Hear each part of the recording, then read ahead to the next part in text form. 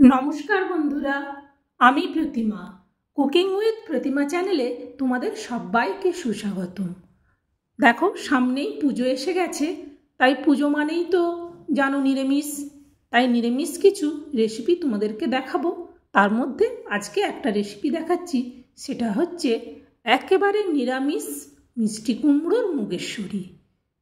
খুব সুন্দর খেতে, খুব টেস্টি এবং খুব অল্প মশলায়। দেখো তোমরা, পুজোর সময় আমাদের তো পঞ্চমী থেকে পুরো অষ্টমী এই 4 দিন সম্পূর্ণ নিরামিষ, নবমী থেকে আবার আমিষ খাওয়া হয়। তাই প্রত্যেক দিন কী বানাবো সেটা না ভেবে তোমরা এক এক দিন আমার দেখানো প্রসেসে এক একটা নিরামিষ রেসিপি বানিয়ে নেবে। দেখো, তার জন্যে প্রথম লাগবে কুমড়ো, আলু আর মুগ ডাল। আমি এটা 500-র মতো কুমড়ো নিয়েছি, আর দেখো দুটো ছোটো সাইজের আলু নিয়েছি, আর এই মুগ ডালটা নিয়েছি। এই আলু আর কুমড়োটা যখন কাটবো তখন এই মুগ ডালটা ধুয়ে একটা অন্য জায়গায় নিয়ে নেব। বেশি এতে কিছু লাগে না, তোমরা এইভাবেই কাটবে আলু আর কুমড়ো, আর মুগ ডালটা ততক্ষণ ধুয়ে নেবে। দেখো, কুমড়ো আর আলু কেটে নিয়েছি। কুমড়োগুলো ছোটও কাটবে না, আবার খুব বেশি বড়ও কাটবে না, কিন্তু আলুগুলো একটু বড় সাইজের কাটবে। আলুটা পুরো সেই মাংসতে যেমন বড় বড় আলু কাটা হয় সেইভাবে কাটবে, আর কুমড়োটা মিডিয়াম সাইজেরই কাটবে। এই রেসিপিটা এতই মজাদার, এতই সুন্দর, যারা আমিষ ছাড়া খেতে পারে না তারাও না চেয়ে চেয়ে খাবে। একবার বানিয়ে দেখো। দেখো, আমি এখানে নিয়েছি তেজপাতা, গরম মশলা, কালো জিরে আর গোটা জিরে। দেখো, হলুদ, লঙ্কার গুঁড়ো, লবণ, চিনি, তেল নিয়েছি, আর এখানে একটু আদা আর কাঁচা লঙ্কা আর একটা পাকা লঙ্কা, ধনিয়া গুঁড়ো, আর এটা একটা 5 মিশালি মশলা ভেজে গুঁড়ানো। দেখো, ডালটা আমি ধুয়ে নিয়ে ঝরঝরে হয়ে গেছে। ধোয়ার পরে জলটা ছাঁকিয়ে রেখে দিলে কিছুক্ষণ বাদেই ডালটা ওইভাবে ফুলে গিয়ে ঝরঝরে হয়ে যায়। আর এই যে একটা গুঁড়ো মশলাটা দেখছো, এটা তোমাদেরকে পরে আমি বলে দেবো কী কী দিয়ে বানিয়েছি। এসো এখন গ্যাসটা জ্বেলে আমি কড়াইটা বসিয়ে দিই।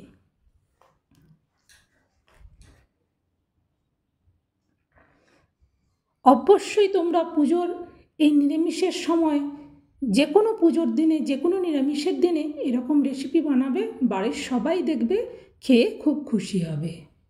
আমি কড়াতে তেল দিয়ে দিলাম, আর ওই যে 5 মিশালি মশলাটার কথা বললাম, ওটার মধ্যে কিন্তু অনেক কিছু দেওয়া থাকে। ওই মশলাটা আমি একেবারে বানিয়ে রেখে দিই, যে কোনো নিরামিষ তরকারিতে তরকারির পরিমাণ অনুযায়ী ওইটা আমি বের করে নিই। দেখো, আমি তেলের মধ্যে তেজপাতা, গরম মশলা, জিরে, কালো জিরে আর গোটা জিরে ফোড়নটা দিয়ে আলু দিয়ে দিয়েছি। আলুটা একটু ভালো করে সব পাশটা যখন লাল হয়ে ভাজা হয়ে যাবে, তারপর একে একে এর মধ্যে সব জিনিসগুলো দেব। বন্ধুদের কাছে অনুরোধ করব, তোমরা ধৈর্য সহকারে দেখবে। না দেখলে একটা জিনিস শিখবে কি করে বলো? একটা ভালো জিনিস বানাতে গেলে একটু ধৈর্য ধরে দেখো, দেখে একদিন দেখবে, দেখে তোমরা এটা বারবার বানাবে।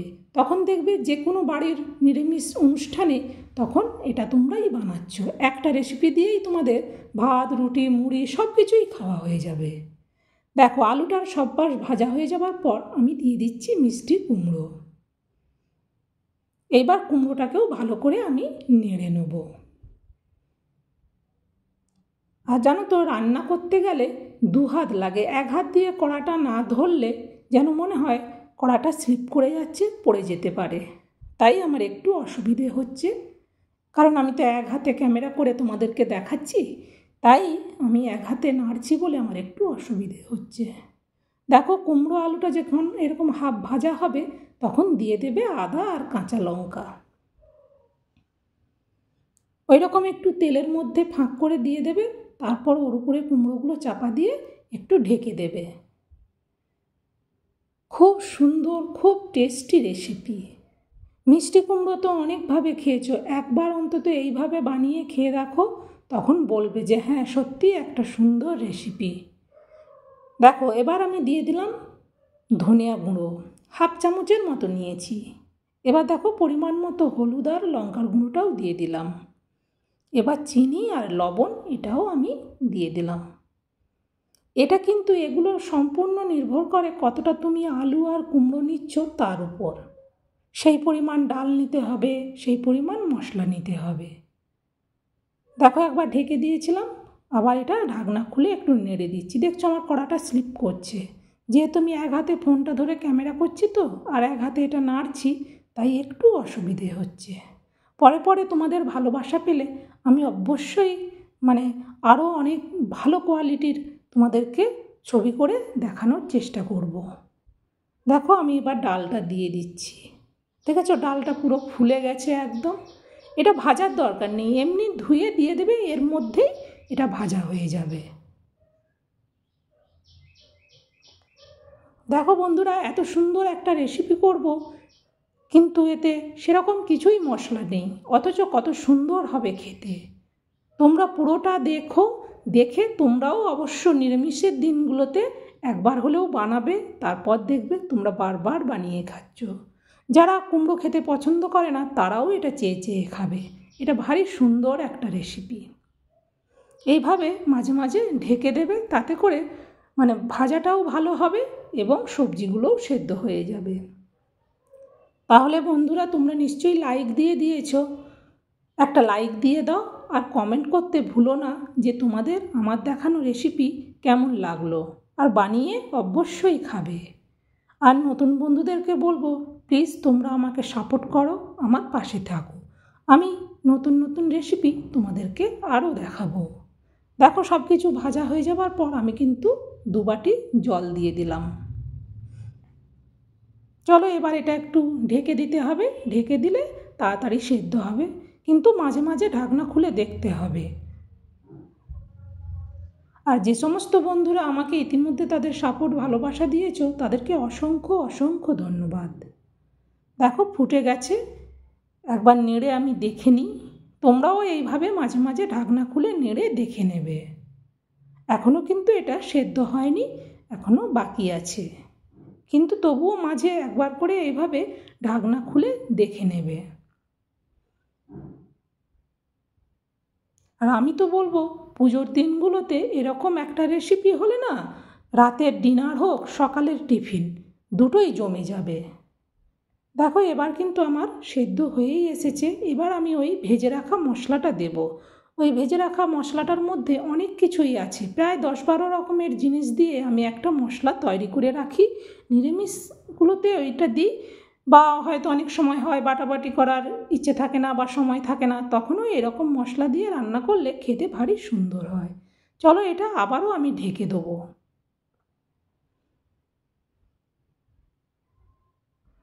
তোমরা অবশ্যই এই মিষ্টি কুমড়োর মুগেশ্বরীটা বানাবে। আমি জানি না কে নামটা রেখেছে, নামটাও ভারী সুন্দর, খেতেও কিন্তু ভারী সুন্দর। এই রেসিপি আমার আমিও যে বানিয়েছি, আমিও কিন্তু অন্য কারো কাছ থেকে শিখেছি।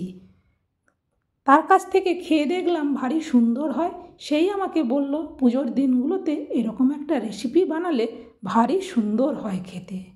তাই প্রতি বছর এটা দুর্গাপূজার যখন 4টে দিন নিরামিষ হয়, যে কোনো একবেলায় আমি তো এটা একবার হলেও বানাই। তাই ভাবলাম এবারেও যখন বানাবো তাই বন্ধুদেরকে একবার আগের থেকে বানিয়ে দেখাই, তাহলে বন্ধুরাও তাদের বাড়িতে বানাবে। দেখো আমার কিন্তু এটা হয়ে গেছে।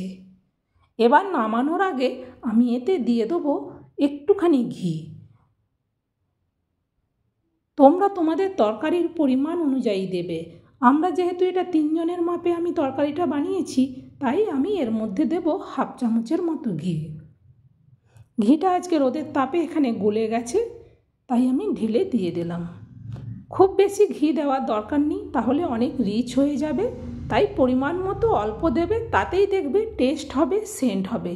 দেখো ভারী সুন্দর হয়েছে দেখতে, খেতেও কিন্তু হয় খুব সুন্দর, অপূর্ব টেস্ট হয়। তোমরা একবার হলেও বানাও, তাহলে বুঝতে পারবে।